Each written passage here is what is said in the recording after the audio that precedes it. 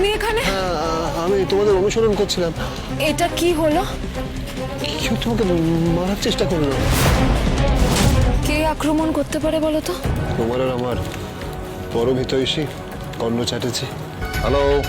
আপনার লোক একটু আগে আমাকে আঘাত করার চেষ্টা করেছিল, ধারালো অস্ত্র দিয়ে আঘাত করার চেষ্টা করেছিল। না না, পরশুরাম এবার আমাকে বাঁচায়নি, এবার আমার পাশে আমার স্বামী ছিল। কতক্ষণ বাঁচবে? ওরা সব রক্ত বীজের বংশধর, বাঁচতে পারবে না। তুমি যতক্ষণ বেঁচে আছো ততক্ষণ ওরা তোমাকে মারার চেষ্টা করবে।